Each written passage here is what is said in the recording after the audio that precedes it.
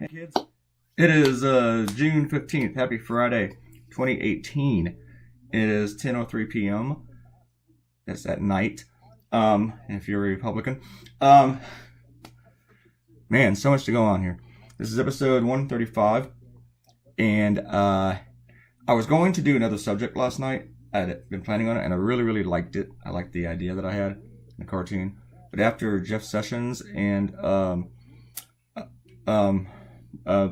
Sarah Huckabee Hound Sanders started quoting the Bible. Well, Sanders didn't quote the Bible. It was kind of like, you ever said that movie Kingpin? And they said, you know what the Bible says about forgiveness? It's for it. The Bible says if you don't forgive, it's against it. That's how they quote. That's pretty much how Sarah Huckabee Sanders did it.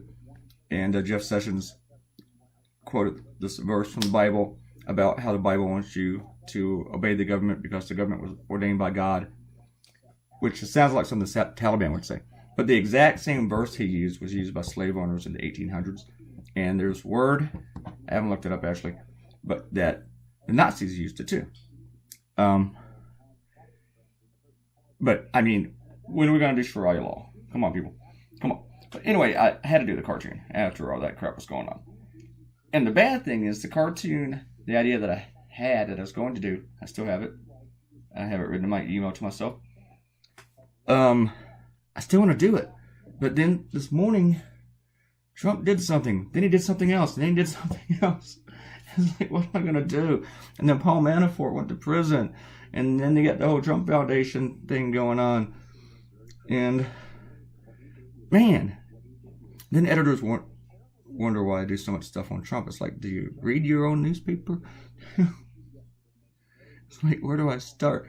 Anyway, I'm probably going to put the one that I had last night on hold again, even though after tonight's cartoon, I plan to take Saturday off, but I may not because there's just too much shit going on. I just can't resist it sometimes, even though I would like a day off and eat some ice cream. I will still eat ice cream, don't you worry about that. So I drew Yappy Jesus for you guys. I think I made his beard way too floofy, but maybe I was thinking about my own beard that I used to have that went away. Alright. Drew the beard.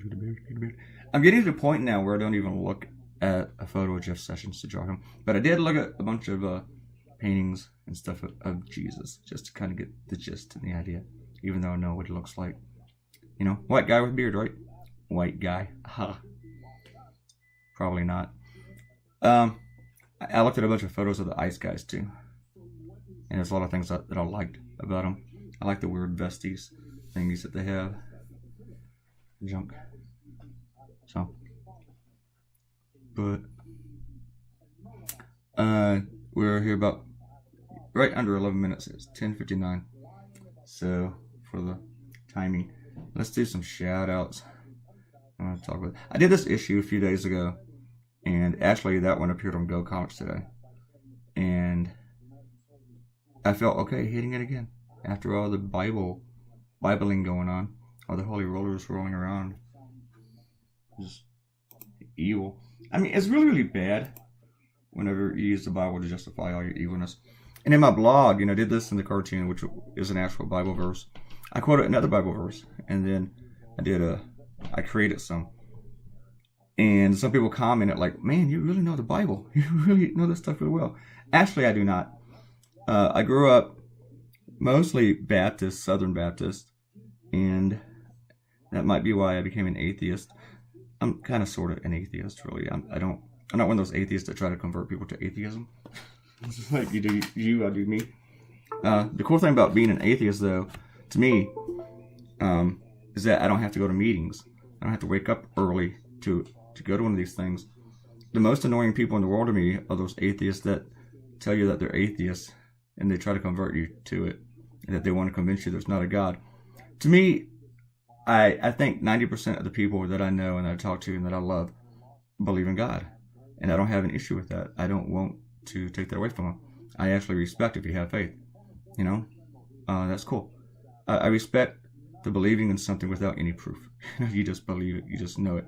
Kind of like, if you're in a relationship and you just know your wife's not going to cheat on you. you don't really have any proof of that. You just have faith. And that's cool, you know? And you might be right. And the other thing for me about being, I guess, agnostic or whatever, is that I might be wrong. Maybe I am wrong. I'm kind of okay with that. So, I mean, you might be right, I might be wrong. But the thing is, for me, I always need evidence for me to believe something, you know, which really also explains why I'm not a Republican, because I need to know stuff. I need to know it actually there. I can't just assume something or get a talking point. So, but yeah. Oh, also, I was also kind of raised Catholic. My dad was Catholic, so I was like back and forth to churches. And also depending on who my mom was married to at the time, because my mom got married a lot. But for like 6 months, I had to live with my uncle, who was way, way religious. My mom wasn't that religious. She liked to talk about being religious, but she really wasn't. But for 6 months, I had to live with my uncle, who was very religious. So it was twice on Sundays, once on Wednesdays, and then one week there was the revival. So there was church every night that week. Even on Halloween, we went to church for a Halloween thing at church. I mean, there was a lot of church, and I was like in the 5th grade. So, and then in like the 9th grade, my mom put me in a Baptist school for a whole year, which was terrible, but very easy in the test. If you didn't know the answer, just say God. You know, who wrote the Declaration of Independence? God. So there was a ways to get around it. I mean, they'd catch on to you, say you can't just use that all the time, but you say, but you can't mark it wrong. You know, you get all this debate. So because that's the kind of stuff that they were trying to teach you. I just messed this up.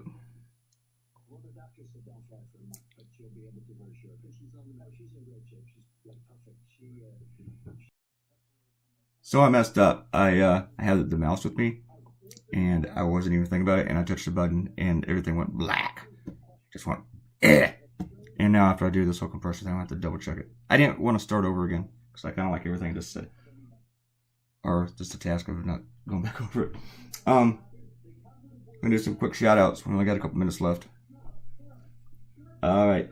I can't actually count all the skulls in like 2 cartoons ago. And there was 113. Thank you, Akenta, for doing that. And I'm really, really impressed that you did it. I wouldn't have done that. I don't even like me enough to do that. Ariel talked about bankruptcy, and she talked about something else. Let me see, what was that? I don't want to go over that with you right now, Ariel. Whatever that was about Ivanka. Harlow Coutinho talked about the cult of Trump, and he said the cartoon was very poignant. We're talking about the one with the Kook-Aid. Actually, I had a typo. It's supposed to be called Kool-Aid. Free Kool-Aid. For some reason, I wrote Kook. I don't know why. And then a lot of people liked that title. They thought it was perfect. And then we got Quana. And she liked the cartoon, An Incredible Crowd. That was the big crowd one with all the Republicans, the cult. And I challenged somebody to count all those people. I do not blame you. Quana found a Waldo in the cartoon, but I don't know if Quana could have found it without looking at the cartoon. Without watching the video being made, I mean. Because he is squeezed in there. So, but in the video, I zoom in on him when I'm drawing him. And then I colored his shirt twice because I did it wrong the first time. I drew him, and then I Googled him. And then I was like, oh, I did it wrong. I should have Googled him first. So, but, and even, actually before I did this cartoon, I was actually wondering if I should do it. Because I didn't know if it would be any good. I'm like, hey, this is actually a good idea. I don't know. And, you know what, I've gotten so much response to my copy editor Frank commenting on the cartoon. Rarely he says anything about the cartoon. He just finds the typos in the blog. And about 3 of my clients wrote me back immediately, like, this is great. And about 4 of them already put it online. The Week made it their preview cartoon for the best cartoons of the day. And the Orlando Weekly already has it up. And they actually changed the title, and I liked it. They called it, If You're Yappy and You Know It, Clap Your Hands. I thought that was really cool. And a couple of my other clients, I think One Blog, they're a client. They're called One Blog. And Tucson Weekly has it up. No, Tucson Weekly has the Kool-Aid up. The Week, Orlando Weekly, and One Blog, they all have it up. So, And that'd be a bunch more tomorrow. A few more tomorrow. So that's cool. Also, I'm going to talk about myself for a second. Pat myself on the back. I won an award today, which is really cool because I did not know I had entered. And I have never won a national award in the country. I've won state awards in Mississippi, Hawaii, and Virginia. But today I won a national one in the National Newspaper Association's Better Newspaper Contest. And I don't think I was going against the big heavyweights in the business, but it's still pretty cool to win a national award, especially for just one cartoon. And it was a local one for the Highlands Current in New York. Here's your cartoon, folks. It's done. So yay me. I might get a little certificate in the mail. I don't know. Let's go. It's all right. I got to put that on my bio. All right. Thanks for coming by. And leave a comment. Click like. Share this on social media. Subscribe to the channel.